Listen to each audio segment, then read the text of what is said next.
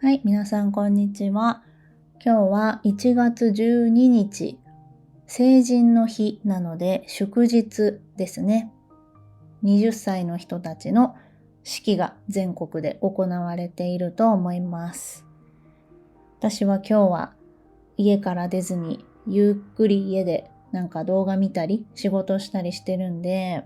でも多分外に出たら晴れ着の人がたくさんいるんじゃないかなと思います。私が成人式をやった時はすごい雪だったんですよ。あんまり1月前半って雪降ったりとか、東京はね、雪降ったりとか、天気が悪いってあんまりない印象で、お正月とかね、基本的に晴れてますよね。だから成人式も基本お天気だなって思うんだけど、私の時は雪がすごかった。で、私の妹5年前とかかな、その時コロナで成人式はなかったんですよね。でも妹は着物を着て、あと一緒に写真を撮ったりしたんだけど、その時もあんまりお天気じゃなかった記憶があります。雨とか雪は降ってなかったんだけど、曇ってましたね。で、とにかく寒かった。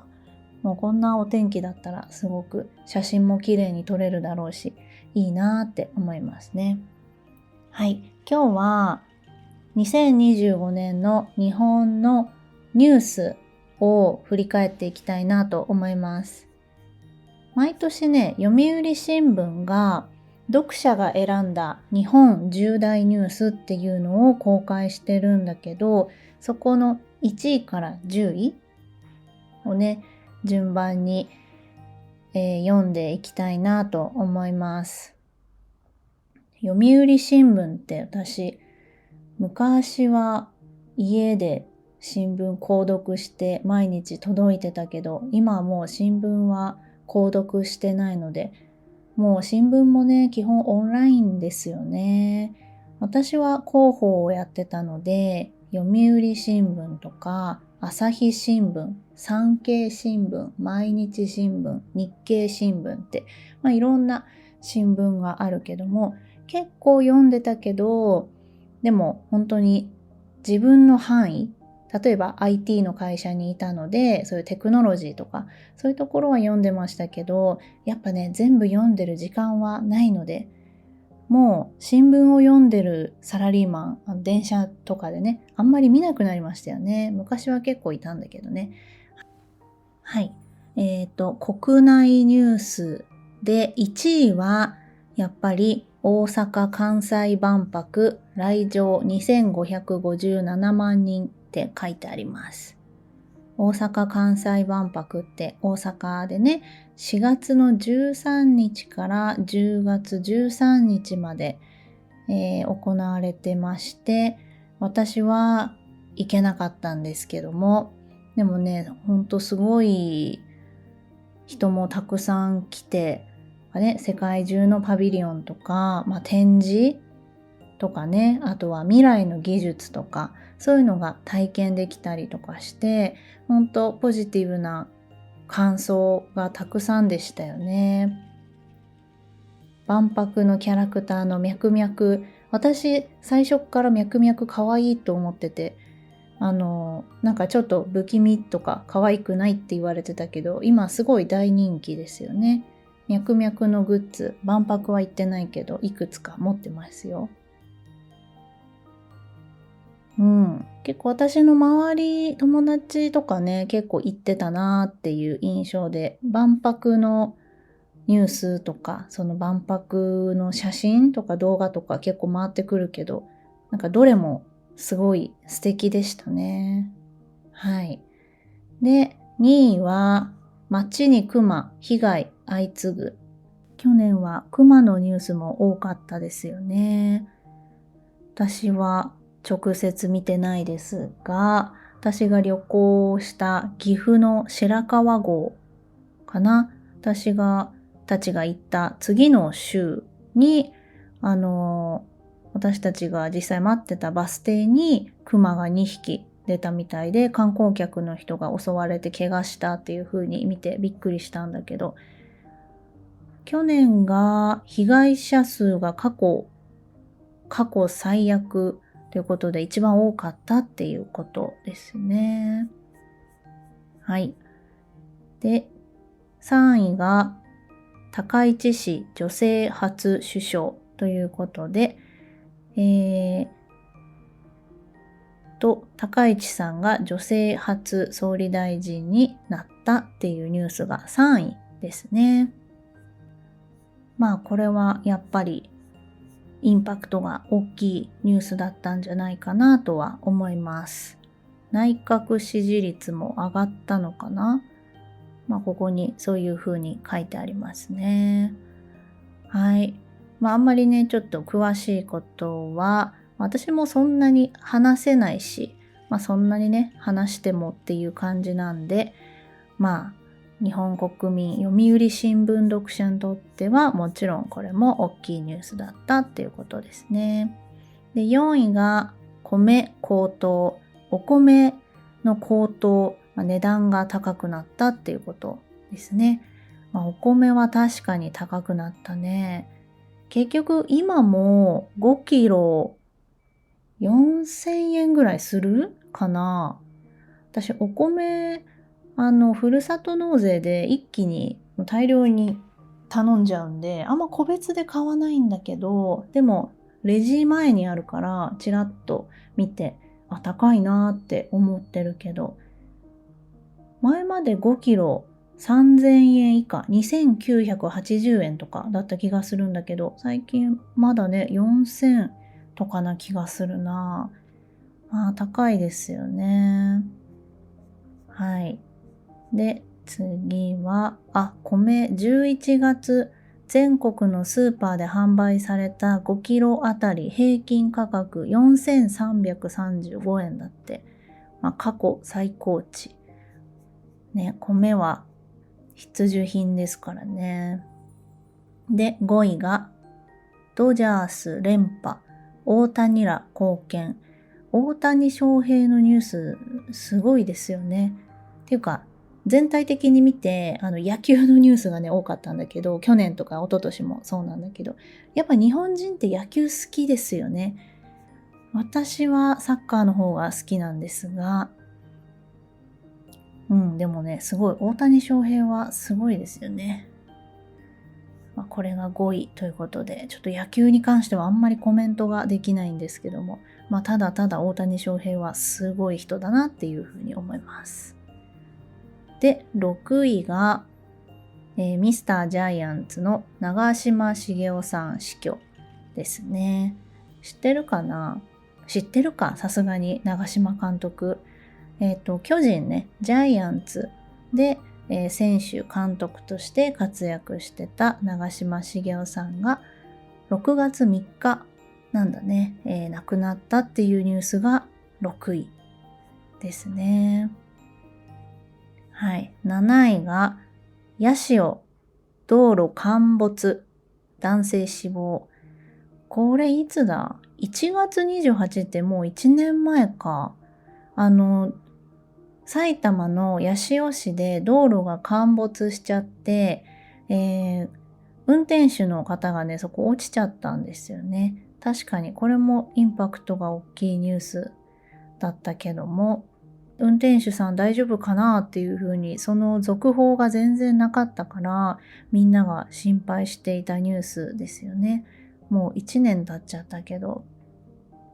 去年もいろいろと、悲惨な事件とか事故とか、比較的新しめだったからここには載ってないけど、サウナの事故もありましたね。だからこれ多分、読売新聞読者にアンケートを取ったのが、多分ね、もう11月末とかにアンケート取ってるんじゃないかな、これ。だからそのニュースは入ってないけど、結構衝撃的だったな、サウナの事故は。もう本当に怖い、かわいそうな事故でしたね。で、8位が、坂口さん、北川さん、ノーベル賞ですね。ノーベル賞を受賞したニュース。いやー、素晴らしいよね。こういう賞をね、日本人が受賞するって。日本のノーベル賞受賞は30人だって。ね、すごい。これも、細胞を発見したっていうことで。はい、次は9位。参院選、自公過半数割れ。これも政治のニュースですね。なんか去年は、その政治に対して今まで以上に日本国民が盛り上がってたなと思います。まあすごい SNS とか周りが熱くなってるなっていうふうには思いました。まあ政治に熱くなるのも別にいいし、みんながね、自分の生活とか現状とかそういうのをしっかり把握して、どうしていけばいいかっていうのを考えるっていうのはすごくいいことだなと思います。もちろん環境とか国とかね、もちろん政治とかそういうところが良くなっていって暮らしやすくなっていくっていうのはとってもいいことだけど、環境が良くなってもその人自身が向上心もなかったり、考える力とかがなければ結局ね、豊かな暮らしをずっとできないと思うので、個人個人が考えていくっていうのが大事だなと思い、今年もなんか選挙盛り上がるんじゃないかなと思うけどね。で、10位が、夏の平均気温最高。これは毎年上がってるからね、やっぱその猛暑がやばすぎると思うんで、それでだからこそその冷房とかね、すっごい低い気温にして、本当特に日本のお店ってね、冷たい、寒いですよね。なんか上着を持ち歩かないとしんどいぐらいね、寒いけども、でも確かに外は暑いし、で建物の中に入って涼しいっていうのは、気持ちいいし、熱中症対策だからいいと思うんだけど、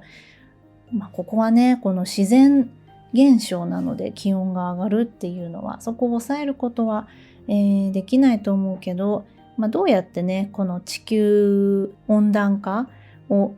少しでも緩くする、止めるっていうのはね、無理だと思うんだけど、っていうのをみんなが考えるように、なれたらいいですよね。今年も暑いでしょうね。もう5月末からだいぶ暑いですよね。だから日本に旅行に来る方、今年もたくさんいると思うけど、すっごい暑いですよ、日本は。はい。このニュースは10位だったみたいですね。っていう感じで、本当読売新聞の読者が選んだものなので、エンタメのニュースとかはあんまりないし、国内のニュース中心ですね。ちなみに11位からもう一応あるんだけど、やっぱり野球が多いです。11位はイチローの、殿堂入り、それが11位だし、あとは、やっぱね、政治のニュースと、18位、アサヒビール一時生産停止、サイバー攻撃。アサヒビールのニュースもね、ありましたよね。このサイバー攻撃っていうね、インターネットを介して、情報が盗まれちゃうとか、ね、そういう、サイバー攻撃って毎年毎年、もう大企業とか、去年、一昨年か、郵便局とかね、銀行とかでもありましたけど、ここもね、止まらないですよね。企業がしっかりセキュリティ対策をする。企業側もそれやらなきゃいけないし、個人も気をつけなきゃいけないですよね。やっぱデジタル化していくにあたって、もちろん、私はデジタル化はすごいいいとは思うんですよね。絶対にデジタル化しない人っているじゃないですか。もうキャッシュ主義、現金主義とか、銀行も今ね、オンラインで銀行できるけども、やっぱり紙の通帳、てか紙の通帳ってまだできるのかな？ちょっとわからないけど、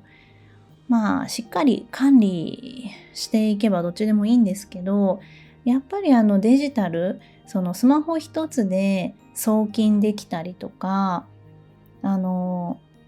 すぐにね、銀行関連をスマホ一つでチェックできるとか、やっぱりその小さなことでも手間とか時間、そういうのを積み重なると、大きな時間になってしまう、大きな手間になってしまうので、やっぱり効率化っていう面でもデジタル化っていうのは取り入れていった方がいいと思います。ね、しっかり基本的にはちゃんとねパスワードとかも守られてるし、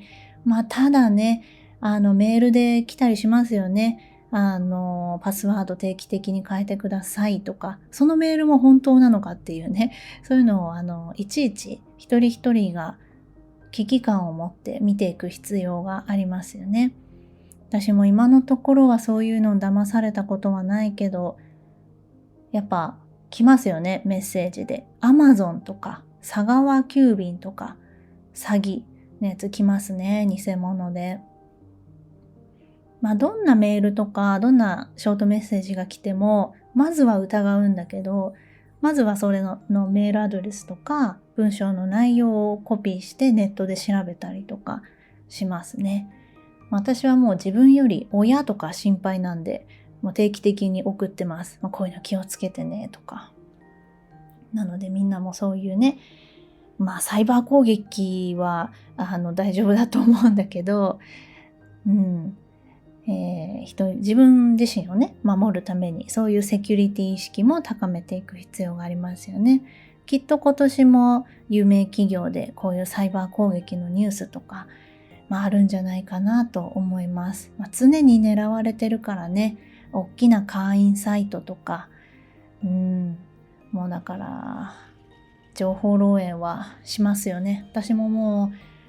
先週ぐらいかな、非通知の電話がすごくて1日5件ぐらい来るかな。でも着信はしないんですね。知らない電話番号は着信しないようになってるんで、ただ着信履歴としては溜まっていくので、こんな時間に電話あったんだみたいな非通知の電話がね。非通知ってみんな結構来ます？私あんまり来ないけど、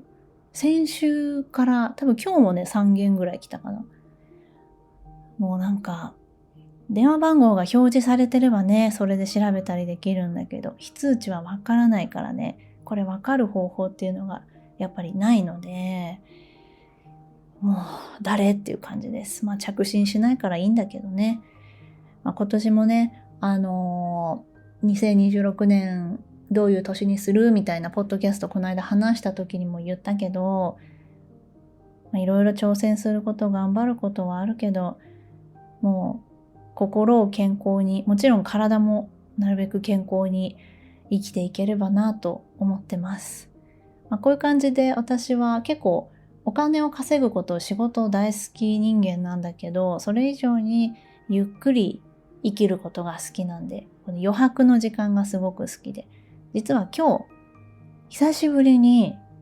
引きこもりができる日なんですね。本当に今実家をリフォームしてるってこの間も話しましたけど、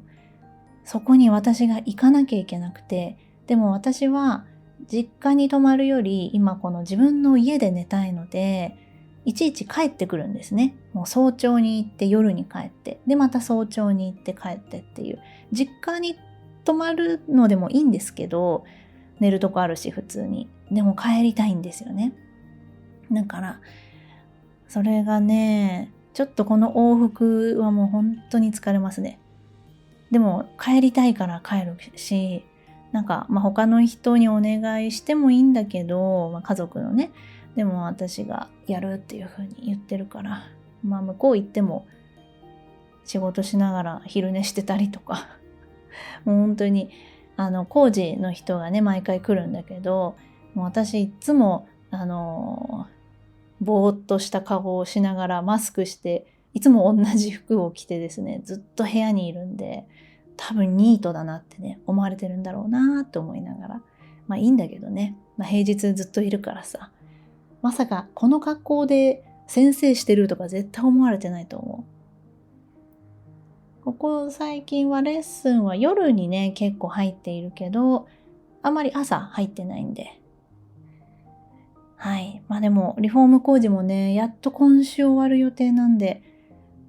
すごい嬉しい。今日は祝日だから家族が仕事休みなんで、家族が立ち会ってるんで、私は家で引きこもっております。なので今日もう一回ね、この後ポッドキャスト撮りたいのと、あとは編集したい動画も溜まってるんで、そこを着手して、あとレッスンしてやっていきたいと思います。はい。それでは、これぐらいで終わりにします。最後まで聞いてくれてありがとうございました。バイバーイ。